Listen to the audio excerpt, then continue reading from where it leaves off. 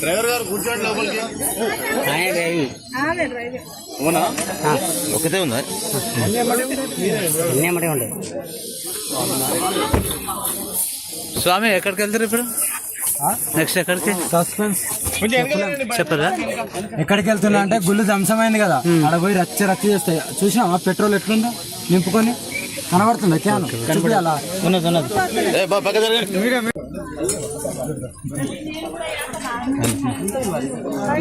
ఏ బాబు పక్క జరగండి, పక్క జరుగా. అన్ని విగ్రహాలే ఉన్నాయమ్మా. హర మహాదేవ్. పోదు కొద్ది ఇటు పోనిచ్చి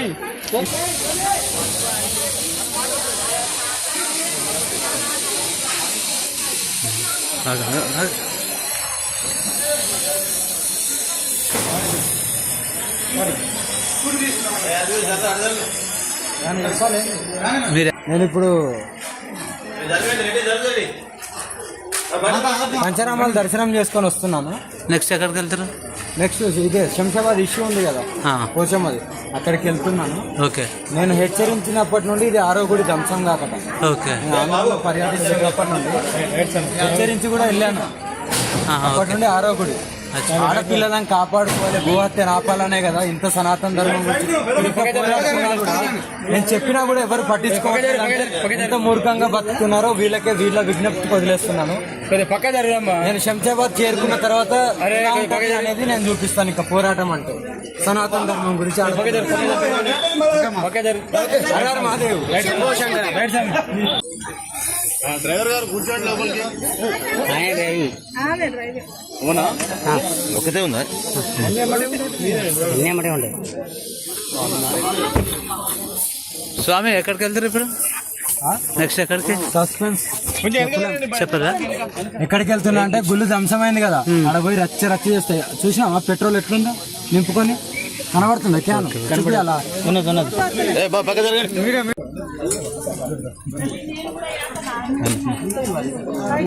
ఏ బాబు పక్క జరగండి, పక్క జరుగా. అన్ని విగ్రహాలే ఉన్నాయమ్మా. హర మహాదేవ్. పోదు కొద్ది ఇటు పోనిచ్చి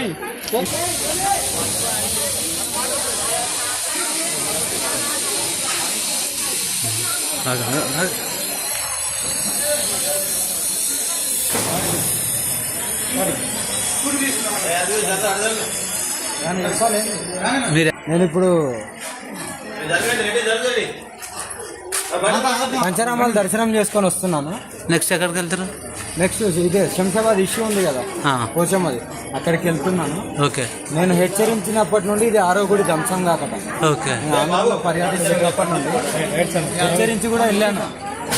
అప్పటి నుండి ఆరో గుడి ఆడపిల్లలను కాపాడుకోవాలి, గోహత్య ఆపాలనే కదా ఇంత సనాతన ధర్మం గురించి నేను చెప్పినా కూడా ఎవరు పట్టించుకోవాలి. ఎంత మూర్ఖంగా బతుకుతున్నారో వీళ్ళ విజ్ఞప్తికి వదిలేస్తున్నాను. నేను శంషాబాద్ చేరుకున్న తర్వాత అనేది నేను చూపిస్తాను. ఇంకా పోరాటం అంటే సనాతన ధర్మం గురించి. మహాదేవ్.